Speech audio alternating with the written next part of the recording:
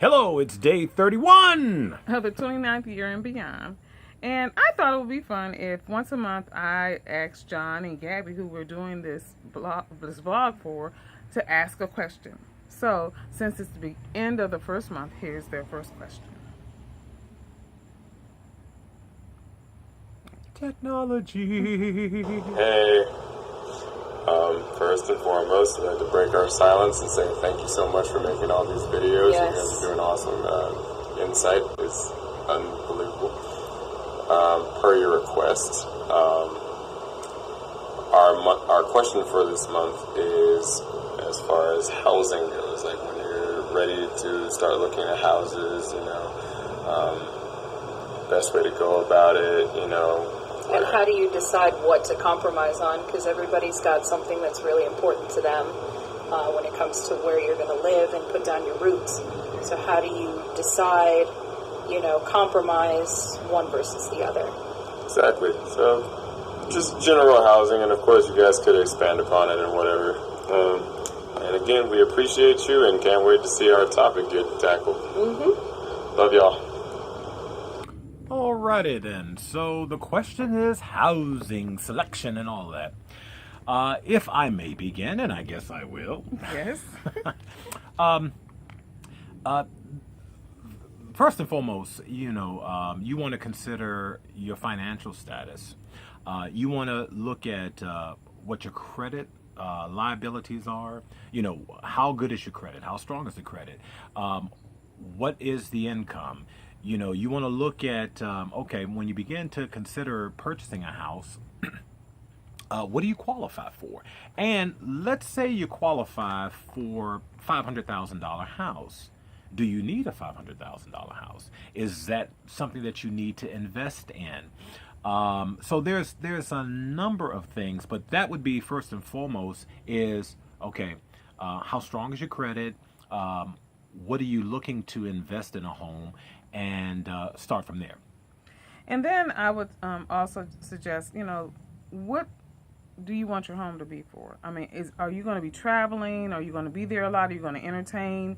Looking at all those type of things. And what are the top 5 things that you want in the house? For me, the kitchen is my favorite place because I'm a chef. And then I like lots of bathrooms because I don't think people should have to share them that often. And and then I wanted to have a yard, so there were just a couple things for me, and Fred had his list, and so you need to look at those lists and combine them. And then what area do you want to live in? Are you going to have children? Do you want to be in an area with a good school district?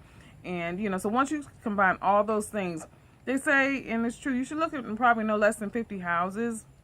And also consider area. Do you want to stay in the area that you're living in? Are you buying this house to resell maybe? Are you going to flip it? Are you going to rent it later? There's so many different things you can do. So, just be smart about it. I was going to say, and as Gail said, are you having children? If you're having children, you definitely want to consider the schools in the area, or will you be homeschooling? You also want to look at relationship to where you're working. What kind of commute will you have? How are you going to travel? Do you need to be near public transportation or not? You want to look at property values, right? Because a home should be an investment where you get a return, and so you want to make certain that the property values are such. The neighborhood, safety issues.